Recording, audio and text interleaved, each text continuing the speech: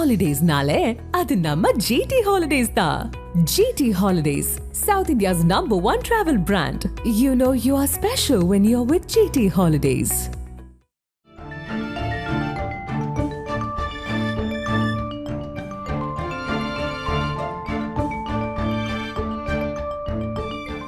உங்கள் ஜீரண கோளாறுகளுக்கும் வயிற்றெரிச்சலுக்கும் சரியான ஒரு தீர்வு.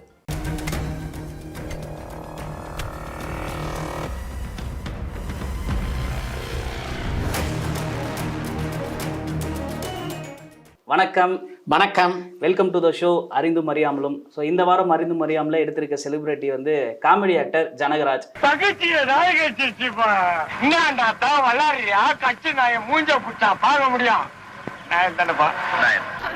இவனுங்க 4 பேர் நுழையாத நாடு கிடையாது, இவனுங்களை தேடாத போலீஸும் கிடையாது. நம்ம 5வது. No milk no tea only சாணி. இதுக்காக நான் எவ்வளவு கஷ்டப்பட்ட ஆம்பளையா பிறந்துருச்சா? நீ என்ன கஷ்டப்பட்ட? என் பொட்டாட்டி ஊருக்கு போயிடுச்சா, என் பொட்டாட்டி ஊருக்கு போயிடுச்சா, என் பொட்டாட்டி. நீ என்ன ஊருக்கு போல? பையன் உங்ககிட்ட இருக்க. என்ன பொறுத்த வரைக்கும் சொல்றேன், எனக்கு யாரும் வேட்டு வைக்க முடியாது. நானே வேட்டு வச்சுக்கிட்டா தான் உண்டு. முதலாளி அமெரிக்கால எங்க தங்கி இருந்தீங்க?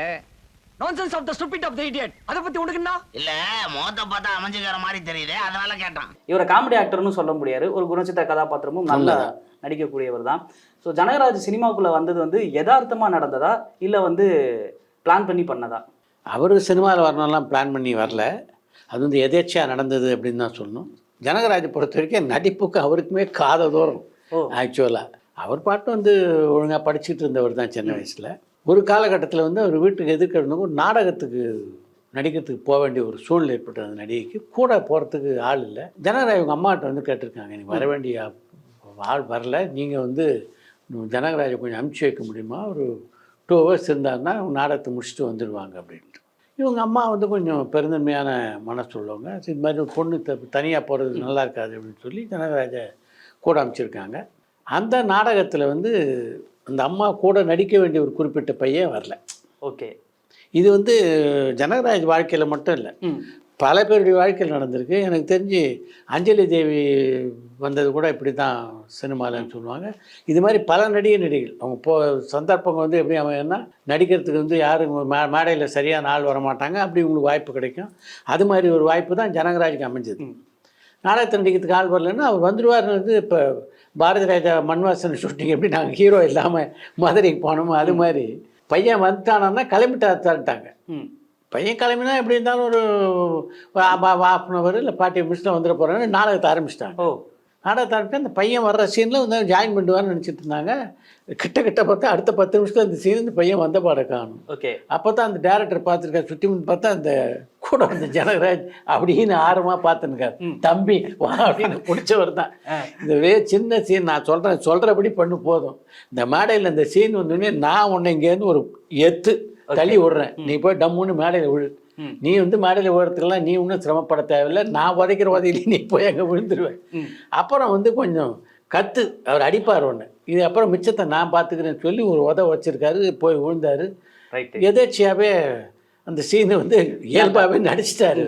பயங்கர கைத்தட்டல் ட்ராமா முடிஞ்சோடனே என்னப்பா தம்பி இவ்வளோ பிரமாமா நடிச்சிட்ட அப்படின்னு அவர் சொன்னது மட்டும் இல்லாமல் கூட அழைச்சிட்டு போனாங்கல்ல அந்த நடிகை, அவங்க நேரம் ஜனகராஜ் அம்மாவை பார்த்து என்னம்மா அவங்க பையன் இப்படி நடிக்கிறான்னு அவங்க அம்மாவுக்கு பெருமை பிடிப்பில்லை. நம்ம சும்மா அமிச்சோம் தடான்னு பையன்கிட்ட இவ்வளோ கலைத்திறமை இருக்கு, நீ இப்படி தான் முதல்ல நடிக்க வந்தார் ஜனகராஜ். ஆனால் அதுக்கு பின்னாலேயும் சினிமாவில் நடிக்கணும் அப்படின்னு பெருசாக முயற்சியெல்லாம் ஜனகராஜ் பண்ணல. அதே மாதிரி பெரிய ஆர்வத்தோடு அலைஞ்சதாக சொல்ல முடியாது. ஆனால் ஒரு காலகட்டத்தில் இளையராஜா பாரதி ராஜா எல்லாம் இருந்தாங்கல்ல, அதுக்கு பக்கத்து தெரு தான் ஜனகராஜ். ஓகே, அதனால் அந்த காலகட்டத்தில் அப்போ தான் அவங்க வந்து அறிமுகமாகி வளர்ந்துக்கிட்டு இருக்காங்க. இன்னும் சினிமா வாய்ப்பெல்லாம் அப்போ கிடைக்கல எல்லாருக்கும். ஆனால் மேடையில் நாடகம் போட்டுட்டு இருந்தார் பாரதி ராஜா. அந்த மேடைக்கு வந்து மேடை நாடகங்களுக்கெல்லாம் இளையராஜா இசையமைச்சிட்டு இருந்தார். அப்படி போட்ட காலகட்டத்தில் அவங்களோடலாம் பழகக்கூடிய வாய்ப்பு கிடைச்சது. பாரதி ராஜாவும் பாஸ்கரும் ரொம்ப நல்ல நண்பர். பாஸ்கர்ன்றது நான் சொல்கிறது இளையராஜாவுடைய அண்ணன். அந்த பாஸ்கரோட ஜனகராஜுக்கும் நல்ல நட்பு ஏற்பட்டது. ஓகே, இது எப்படி ஒரு பிரிட்ஜிங் பாயிண்ட் ஆயிடுச்சு. அதாவது பாஸ்கர் பாரதி ராஜா நல்ல நட்பு, அதே மாதிரி பாஸ்கருக்கும் ஜனகராஜுக்கும் நட்பு. அதனால் 3 பேரும் ஒன்றா ஒரு பாண்டிங் கிரியேட் ஆகிடுச்சு. இப்போ பாரதி ராஜா அந்த காலத்தில் நாடகத்தை நடிச்சிட்டு இருந்தார்ல, அதில் நடிக்கக்கூடிய வாய்ப்பு இவர் கிடச்சிது. இப்படித்தான் நடிக்க ஆரம்பித்தார். இவருடைய திரை வாழ்க்கையை பொறுத்த வரைக்கும் பார்த்தோம்னா மிகப்பெரிய பிள்ளையார் சுழி போட்டது மட்டும் இல்லாமல் இவரை வளர்த்து கொண்டு வந்தது பாரதி ராஜா தான் சொல்லணும். நாடகங்களில் வாய்ப்பு கொடுத்தாரு, அதுக்கப்புறம் திரைப்படங்கள் நடிக்க வாய்ப்பு கொடுத்தாரு. திரைப்படங்கள் நடிக்க வாய்ப்புன்னு சாதாரணமாக நிறுத்துறவர். பல முக்கியமான கதாபாத்திரங்கள் எல்லாம் வந்து இவர் கொடுத்தாரு. ஜனகராஜ் கரியர்லேயே சொல்லணுன்னா காதலோன்னு ஒரு முக்கியமான திரைப்படம். ஹீரோ கண்ணன் தான் அப்படின்னாலும் ராதாவுக்கும் ஜனகராஜுக்குமான காட்சிகள் வந்து அந்த படத்தில் ரொம்ப ஹைலைட்டாக இருக்கும். அந்த நடிப்பும் பார்த்தா ஜனகராஜ் அந்தளவுக்கு பிரமாமல் நடிச்சிருப்பார் அந்த காலகட்டத்தில். எங்கதாய் கொலுசு குழந்தை பிள்ளை மாதிரி குலுங்க நடந்துகிட்டு இருப்பேன், பாரமா இருக்குன்னு கழட்டி வச்சிட்டியா? நாளைக்கு கழுத்து உறுத்துதேன்னு தலை கழட்டி வச்சிடுவேன். பாரதி ராஜா கிட்ட வந்து அசிஸ்டன்ட் டைரக்டரா தான் வாய்ப்பு கேட்க போனாரு அப்படின்னு வந்து சொல்றாங்க. ஸோ அசிஸ்டன்ட் டைரக்டரா வாய்ப்பு கேட்க போனவர் வந்து எப்படி இது ஒரு ஆக்டருக்குள்ள வந்து மாற்றி கொண்டு வந்தார்? அவருக்கு தெரியல இவருக்கு எதுக்கு சரிப்படுவார். ஒரு சினிமாவில் சொல்லுவார்ல, இவன் அதுக்கு சரிப்பட மாட்டான் அப்படின்னு. அது மாதிரி இவர் எதுக்கு சரிப்படுவார்னு அவருக்கு தெரியும் இல்லையா? அது மாதிரி அவர் கொண்டு வந்தது தான் அவர். அது ஒரு நல்ல முடிவாயிடுச்சுல்ல.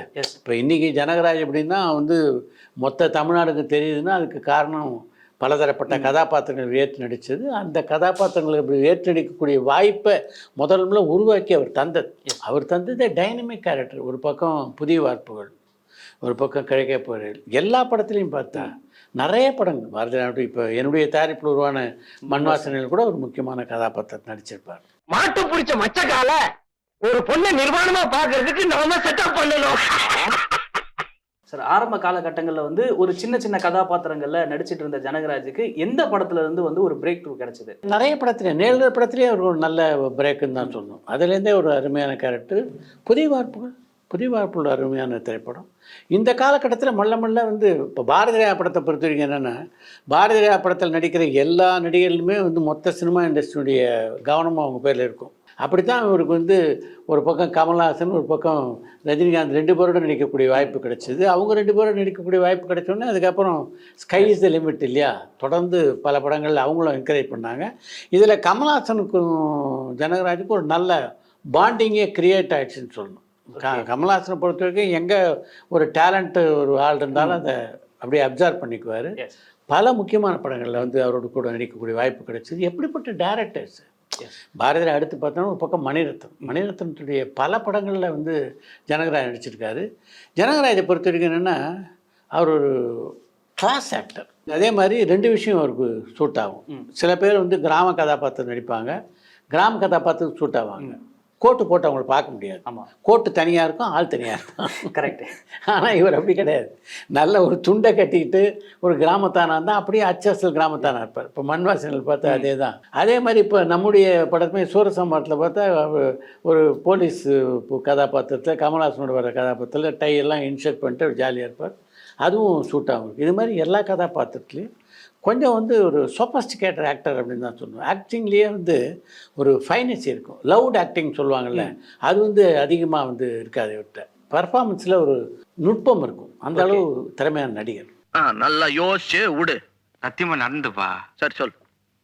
மவுண்ட் ரோட்ல ஒரு பொண்ணு நின்று இருந்தது. சார், நீங்கள் வந்து ஜனகராஜ் அவர்கள் நடித்த படத்தோட மண்வாசனை அந்த படத்தை ப்ரொடியூஸும் பண்ணியிருக்கீங்க, சூரசம்ஸ்காரம் படத்தை வந்து டைரக்டும் பண்ணியிருக்கீங்க, அதுலேயும் வந்து நடிச்சிருக்காரு. ஸோ உங்களை வியக்க வச்ச தருணம் ஏதாவது இருக்கா? ஜனகராஜ் வந்து என்னுடைய நல்ல நண்பன். ஓகே. ஏன்னா அலைகள் ஓலையிலேருந்து தொடர்ந்து பாரதி ராஜா நான் வந்து ஒர்க் பண்ணிகிட்ருக்கேன். எனக்கு கூட அவரோட 25 படம் பண்ணேன். பாரதி ராஜா படத்தில் பல படங்களில் நடித்தவர் அவர். அதனால் வந்து எங்களுக்கு ரொம்ப வாடா போடான்ற மாதிரி நட்பு. அவரை பார்த்து வியந்ததை விட எனக்கு அவருக்குள்ள சண்டை தான் ரொம்ப முக்கியம். ஓகே. டக்குன்னு கோபம் வந்துடும் ஜனகராஜுக்கு. ஒரு நாள் ஏதோ ஒரு படம் டப்பிங்கு பேசுகிறாரு. எனக்கு பாரதி ராஜா படத்தை பொறுத்த வரைக்கும் நான் வந்து ஒரு படத்தில் உதவி இயக்குனர் ஆனதுக்கு பின்னாடி பெரும்பாலும் டப்பிங்கு மிக்சிங் எல்லாம் வந்து நான் தான் பொறுப்பேற்று நடத்துவேன். டேரக்டர் வந்து பார்ப்பார், இது ஓகே, இந்த கரெக்ஷன் தான், இந்த கரெக்ஷன் மாற்ற சொல்லுவார். மற்றபடி அப்படியே நல்லா இருந்ததுன்னா அப்படியே விட்டுருவார். டப்பிங் நைட்டு பேசுகிறாரு ஜனகராஜ். மணி 10 இருக்கும். எனக்கு திருப்தி இல்லை. 1 more. இன்னொரு தடவை பேசினார். 1 more. இன்னொரு தடவை பேசினா 1 more. மைக்கை கைட்டான். நீ வந்து பேசுனா தெரியும், எங்கே லிப் இருக்கு அப்படின்னு. நான் சொன்னேன், உன்னால் பேச முடியலன்னா இப்போ போ, நாளைக்கு காத்தால பேசிக்கலாம், ஒன்றும் அவசரம் இல்லை. நீ வந்து 10 மணி ஆச்சு 10 மணி ஆச்சு வீட்டுக்கு போனதுக்காக எதையாவது பேசிட்டு போனோன்னா நான் அதுக்கு ஆள் இல்லை.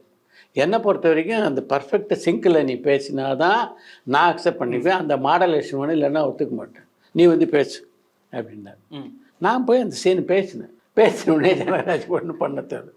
சரி போ நான் பேசுகிறேன் இப்படி. ஆனால் வந்து எங்களுக்குள்ள நட்பு இன்னி வரைக்கும் இந்த நட்பு தொடருது.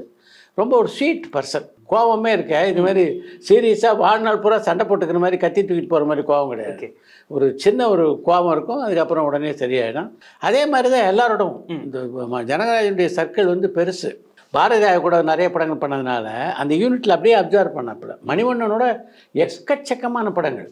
மணிவண்ணனுக்கும் அவருக்கும் இதே மாதிரி தான், எனக்கும் ஜனகராஜுக்கும் வந்து சண்டை மாதிரி தான் அவர் அடிக்கடி. ஆனாலும் அதெல்லாம் தாண்டி வந்து அவ்வளோ ஃப்ரெண்ட்ஷிப்பாக இருப்போம். பாரதிராஜனுடைய உதவி இயக்குநர்கள் யார் பண்ணாங்களோ படங்கள் எல்லா படத்துலையும் வந்து நடிச்சிருக்காப்புல ஜனகராஜ். அந்த அளவுக்கு வந்து எல்லாரோடும் ஒரு ஃப்ரெண்ட்லினஸ் இருந்தது. ஒரே ஃபேமிலி மாதிரி எல்லாரோடும் பழகிட்டார். தொடர்ந்து படங்கள் பண்ணிக்கிட்டே இருக்காரு. அடுத்தடுத்து அவருக்கு வந்து வெற்றிகள் வந்து குவிஞ்சுக்கிட்டே இருக்க நேரத்தில் வந்து இடையில ஒரு வருஷம் வந்து படம் பண்ணாததுக்கு என்ன காரணம்? பால்வெட சோலை முடிஞ்சு பாண்டிச்சேரிக்கு போயிட்டு வரும்போது ஹி மெட் வித் அன் ஆக்சிடென்ட். ஒரு ஆள் ஜனகராஜன் சொன்ன உடனே வந்து எல்லாத்துக்குமே ஞாபகத்துக்கு வருது அவரோட சிரிப்பும் வந்து ஒரு யூனிக்கான ஒரு விஷயம் தான். வந்து எப்போதுமே வந்து அப்படிதான் சிரிப்பாரா இல்லை படத்துக்காக அப்படி சிரிக்கிறாரா? நான் சொன்னேன்ல, இப்போ கமல்ஹாசனுக்கு அவருக்கு மிக நெருக்கமான நட்புண்டு.